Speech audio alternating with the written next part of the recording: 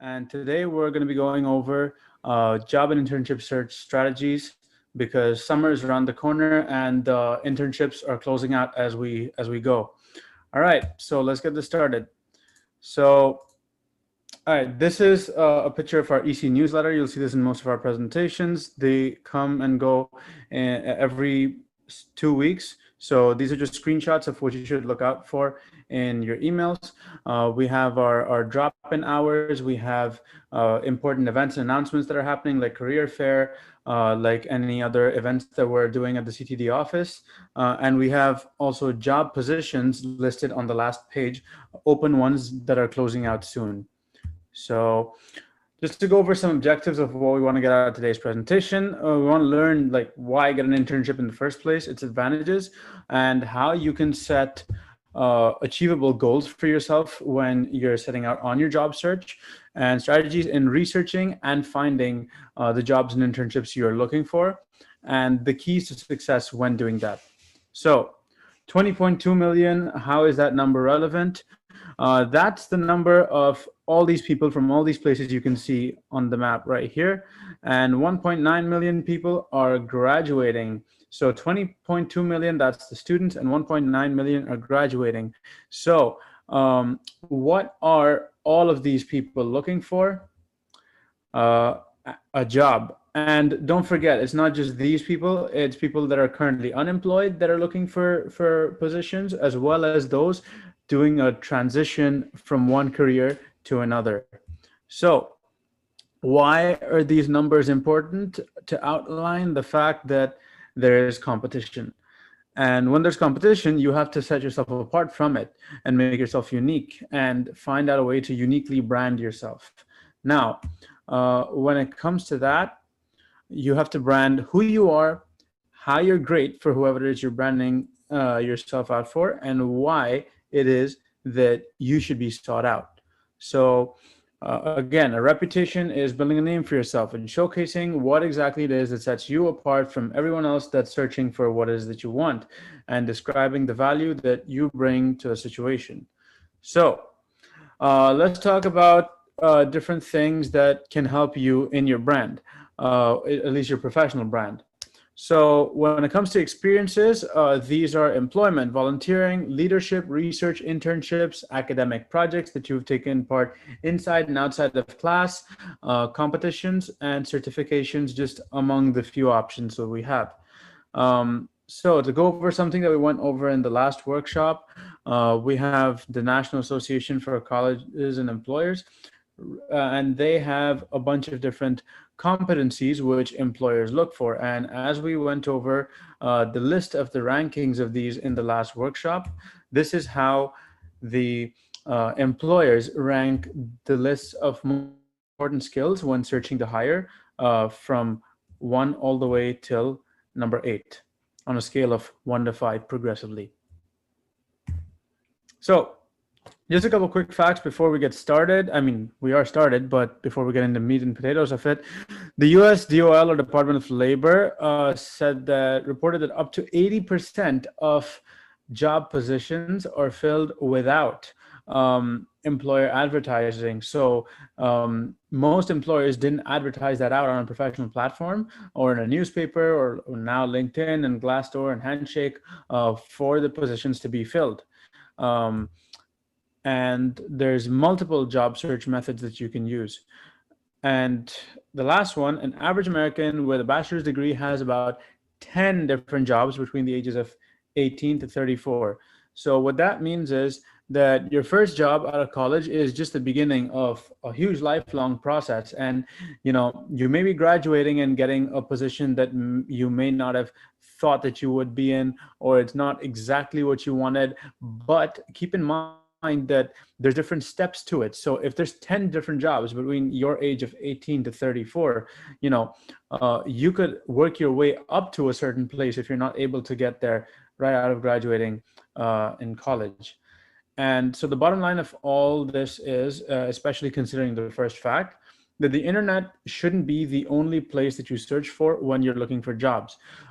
It can be talking to people, asking questions, being able to describe who you are, preparing an elevator pitch, which we have in other workshops and sessions, your interests and skills, and what you're looking for. When you meet other people. And now that's changed because we have a lot of things happening virtually, but there's still that merit to in-person connections when they do come around. So talking about the job search process, the first thing, and we've gone over a workshop of this before, is creating or revising a resume and tailoring it for a position that you're applying for. And then figure out what you want to do, and then make sure that your network knows about it. So a lot of people think of it in terms of like, what job do I want? But rather, a good way to take a look at it is to see what problems you want to solve, what skills, interests, values, and passions do you want to give your time to and your effort to and work towards. And then once you're done with that, you should target employers and research into which companies or employers are involved in that problem and how they're helping to find a solution, to see if you would like to be part of whatever it is that they're building and they're creating.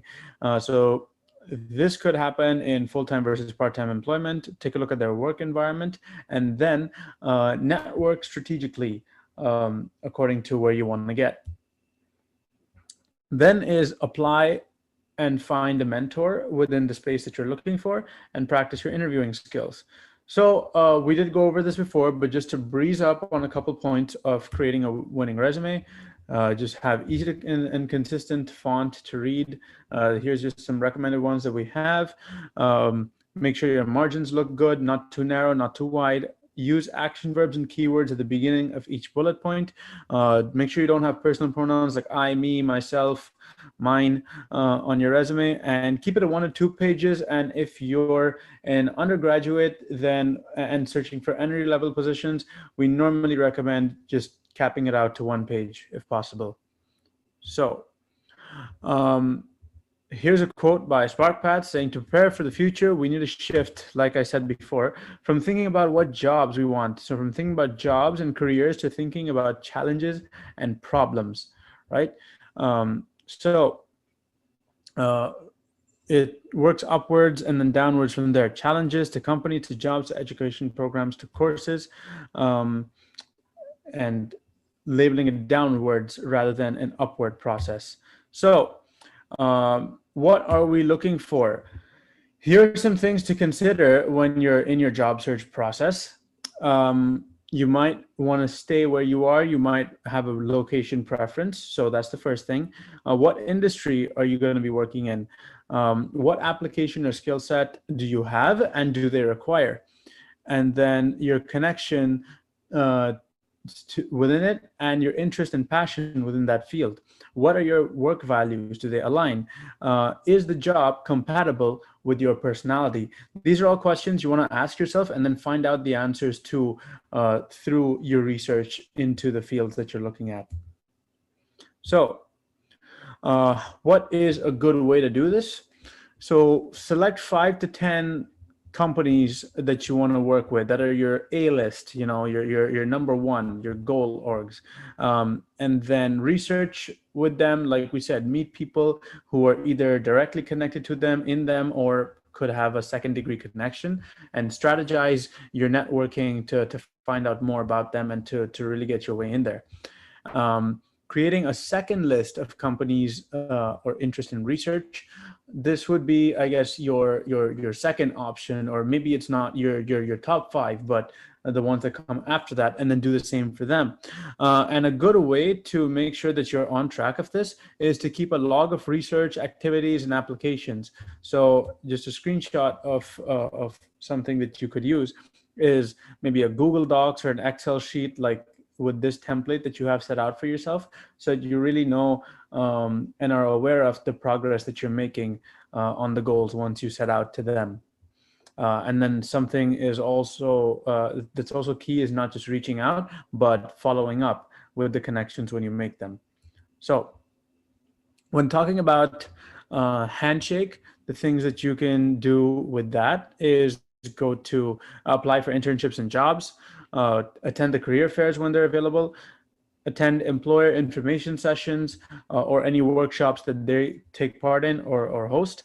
Um, and then there's non-campus interview program as well that some employers do. And then there's different online job sites, Buzzfile, Glassdoor, Indeed. There's a whole bunch of them. You can apply yourself the same way on those as well. See what direct contacts you have with employers. Again, networking and professional associations, these help out a lot. So this could be somebody you know that's in the organization, or it could be the fact that maybe one of the student clubs or some professional association at FIU is closely connected with an employer that you want to work with. So that is another way of going about your outreach to them as well. So when it comes to job and internship search tips, one important thing is that more than 80% of students who have had full-time jobs before graduation, they connected previously with the employers face-to-face or virtually. So whether it's on-campus interviews and now virtual interviews, employer information sessions, conferences, career internship fairs, networking, and LinkedIn, of course. So this is the results of a survey that was done to see what resources students responded when they found out how they found out about the position. And if you've completed a job application or an internship application, more than likely you've seen that question of how did you find out about us? So this is some just analytics on which ones that people have found useful versus the ones that they haven't as much. So career and job fairs are mostly used for, at least as of right now, accounting, education, engineering, and psychology, and they're least useful for some other organizations. Alumni are not widely used, but when they are, they're considered very resourceful sources. All right, so employer websites is found to be one of the top ones. And then we have friends, career, job fairs, parent and family, faculty members, alumni. And now we're going to move on to networking and building relationships. So how you can do that. So there are a bunch of people that are in your network, and sometimes people aren't even aware of who they can leverage that's within their network. So it's family, friends, coworkers, classmates, professors, supervisors, neighbors, even if you know you can connect with them, associates, people that you have worked with in some capacity, and of course, now more than ever, the internet. So why network? I mean, the answer is in the question, but the reason why is to uncover the hidden job market that we found, that we discussed previously, the 75 to 80% of jobs that are being filled without employer advertising, the ones that are being directly found through network. So learn more about your chosen career field and get advice through informational interviews to find out how to conduct your job search. Now, what this means is basically take out somebody from your field that knows more than you do, that's in a position that you want to be, and see if you can get a couple minutes of their time. Interview them on their company, on their job, and see what it is that they have to share with you on their tips for success and their tips for either finding your way into their organization or into one, you know, closely related. So again, talk to everyone that you know. Take part in an informational interview if you can. Join a professional org. Create, well, business cards aren't as relevant now as we're looking at it, you know, as compared to when this presentation was made. But for when things do go back in person, it may be useful to have a business card. So share how you can be a valuable resource for them, grow your connections, stay connected. And I guess the equivalent, or even more than equivalent, of having a business card today is having your profile out there on LinkedIn. So Now, when it comes to the online job search, there's a bunch of different ways that you can go about it. Of course, there's Handshake, which is directly for FIU and for students. Then there's the national job sites like Indeed, Monster, Career Builder. There's some ones that are specific to certain industries. One from the top of my head, it's not exactly a career platform, but it is a professional platform like Jumpstart for a lot of tech roles or computer science type ones. There's company specific ones. BuzzFile is one of them, and then we have other professional associations. For international ones like international jobs and international internships, you have goabroad.com, and for government jobs, you have usajobs.gov. So, um, how do we set SMART goals? What are SMART goals? They're defined by, well, their constituent letters, which is specific, measurable, achievable, realistic, and timely, to make sure that you're able to execute on what it is that you want. So here's just an example of a timeline that you can set out for yourself. So create a resume, like let's say February 28th, and follow up with a resume critique. Then follow up once after that with a revised resume, and then receive critique again to see if you have any changes to make. Work on your cover letter after that, cover letter critique, and then create a list of companies to apply to. And so, as we can see, within just over a week, you can be ready to start your applications if you haven't done so already. And that's a way to like set your goals into actionable metrics that you can go ahead and achieve. So um, when talking about all of the following, Alejandro, which would you rank from most to least important, or just like give your top three Sure. on all of these that employers would have? Sure. So top three is did this candidate have actual experience related to what they want to apply during college? If they had some of that, that would be perfect. Like ring on a finger type of deal. Do they have internships? Maybe they have similar or familiar industry related experience that's not applicable to the position, but it's better than nothing. And do they have any activities within my major that are or the major that I'm considering on hiring them for if I was a hiring person? I think All those. right. So here's the ones that we have. Like you said, internships counted as number one. Then employment during college, to see if it was relevant or what transferable skills, like you said, could be gained from those. And then volunteer experience, of course, as an extension of that, and to see that you're involved with your community. Then we had your college major, your activities, any relevant coursework you took, and then surprisingly for a lot of people, your GPA was close to one of the last things that they considered, and then of course your college reputation, what your friends and what your like people thought about you at the time. So here are the top skills that employers seek. Number one, problem solving. Then there's career management. We talked about this.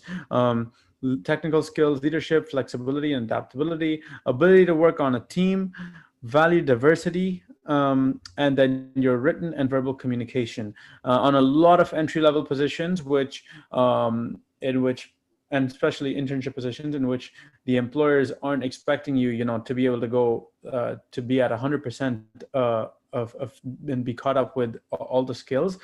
These are the ones that they seek for as general ones before they hire you. So okay, and then going back to the resume, so to make sure that you're able to display these skills, in some way, shape, or form in your experiences and in your resume that you highlight. So, how did we show problem solving skills? We directly linked it to experiences in which we have had that problem solving opportunity with our work. Ability to work on a team. Maybe we can put a certain project. It says you're project director. If you're a project director and there are people working under you, it's assumed that you know how to work on a team. And then there's oral and written communication, which comes down with being a customer service agent. So now that it comes to like your experiences, you could highlight how exactly it is that you gain these skills from the bunch of different experiences that you have, um, especially if these are the ones that your employers are looking for. So, some keys to job success to go over these. Once again, talking about interviews and cover letters and resume. Have dynamic cover letters and good interviewing skills and a resume ready to go. Set personal goals for yourself. Have regular meetings with a supervisor, with a mentor of yours. Positive attitude and enthusiasm. This sounds a little bit irrelevant, but honestly, in the job search process, especially if you're applying to a lot of places, you might not get accepted from all those places. Or some people can ghost you, and some people can like outright deny you. And in times like that, when they seem tough, having a good attitude and continuing to be enthusiastic about the process is honestly half, or I would say more than half, the battle. So seeking opportunities to learn more about the company, um, keeping track record of your accomplishments and your work completed. This is for yourself, but also for your interviews when it comes to that time. um, Network, build relationships, and get exposure. What we went over that a few minutes ago. Ask questions and take initiative. So here's some resources to finding jobs and internships. Well, of course, at Career and Talent Development, you can get a one-on-one session with a career coach to get to know more about that. Or we also have one-on-one sessions with companies at times in which you can directly connect with them. Then we have our career and internship fairs, major and minor departments that you can talk to. There's networking, info sessions, online resources, and of course, the company websites on which they advertise all their external careers. Now, what else do we have? There's also REU, which is if you're interested in research. There's national programs to take part in research at a bunch of different universities all over the U.S. And then there's faculty research, which you can take part in, even at FIU. And then, of course, informational interviewing and connecting with people on LinkedIn. So just a quick segue into Parker Dewey virtual internships. We have the date from here for April 21st because it's an older presentation. But essentially, what these are micro internships, if anyone's heard the term before, and they're short, paid professional work opportunities. You can call them projects in a way, if you like to, in which different companies have goals set out for themselves, which are shorter term goals. Maybe it's not a whole 12-week, 15-week internship, but it's still a project that you can work on and obviously get paid for, and you leverage that short-term experience as well, whether it's on your resume or in interviews. So there's a link for the webinar recording if you want to find out more about those, and you can find out more about them on Handshake as well. So this is just the page for Parker Dewey, where you can go and find out more about any internships, micro internships that you want to take part in. So again, this is just a little intro on what a micro internship is and how you can get started with Parker Dewey. So again, this is how you can get started on Handshake. If you haven't already, I'm assuming most people that have watched this have in some capacity got started over there. But how you can start your job search with Handshake. There's the jobs tab on Handshake, which once you can go into that, you can take a look at the different jobs available, and there's a whole bunch of filters. So let's say you're a biomedical engineering major and you're looking for something in the biotech and life sciences field. Now, what you can do is, if you're looking for a part-time job, if you're doing school as well, or if you're graduating and you're looking for full-time, you can search for that. And then in your filters, you can even search for specific employers or specific areas within the field. So again, here are some job websites that you can go ahead and visit and see what careers are available at the time at which you're looking for them. And just a couple do's and don'ts. Actually, these are all don'ts when looking through and when going through the job search. The first thing is, of course, to not expect a job to be handed to you. You have to work for it. You have to put yourself out there, and you have to earn whatever it is that you get. Um, don't limit your job search to just online. Like we said, go through your network, go through anywhere and everywhere that you can. And going back to the point of positivity and enthusiasm, it gets hard a lot of the times, but don't give up. Don't burn any bridges. You may have had some contact, or you may have completed an informational interview or something with a company or with somebody, and then they may not be your number one or even your number two on your list. But don't burn that bridge. While you still have that bridge, use it as leverage. Keep that opportunity open for yourself. And lastly, um, don't forget to take advantage of the resources and the information and people we have at Career and Talent Development. So just to go over our services, for those who don't know, of course, we have career, internship, and graduate school fairs, employer information sessions, career advertising and coaching, internship advertising and coaching, and Handshake is our job search database, employability workshops, career development workshops. Okay, that's just a comprehensive list of all of that. And that's all we have for the presentation today.